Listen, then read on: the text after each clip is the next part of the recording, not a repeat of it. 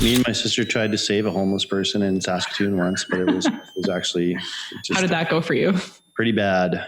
It sort of illuminated the nature of the challenge on a very visceral level. It was like, oh my God.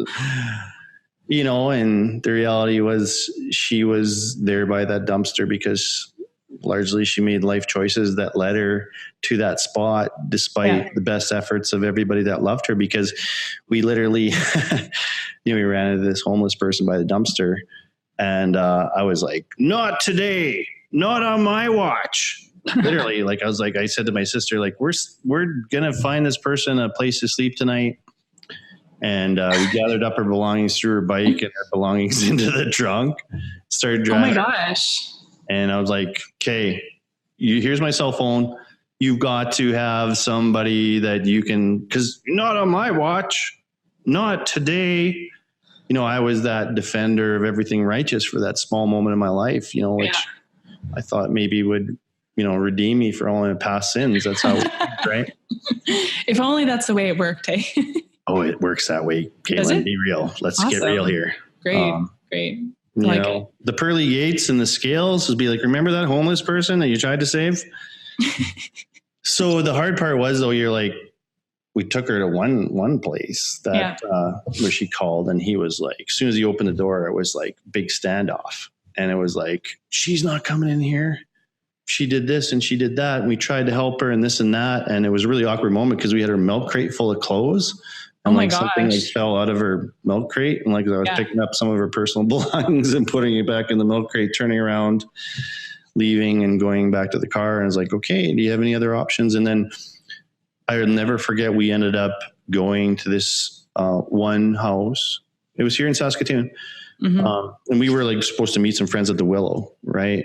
And we ran into this person. I'm like, no, my watch. We took her. I'll never forget that person sitting, smoking a cigarette by the porch light, out front. And we delivered this person to salvation for that one night. And she's like, oh, whatever her name was. Oh, I can't remember what the girl's name was. And she's kind of took her in. And at least for that one moment, you were absolved of any guilt that you didn't do anything in the world. But I knew that it was fleeting, because I knew that any magic that we had worked that night by virtue of our stubbornness or vulgar German, like, we're going to fix this. It'd be all for naught in the morning because she's an addict. And anyways, that's my story. Yeah. I mean, these are complex problems, right?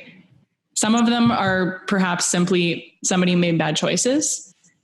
But then some of them are also, this person was dealt a really, really shitty hand in life, and they didn't have the support that they needed to cope and move beyond that. And so how, if it's a matter of government intervention, because government is already involved in these situations very heavily, how do we make policies better so that perhaps, treatment or this person can get out of the situation? And I realize that government doesn't solve these problems. I think society and culture does. But as a policy analyst in those areas, or learning about policy in those areas, I think it's about how to improve outcomes.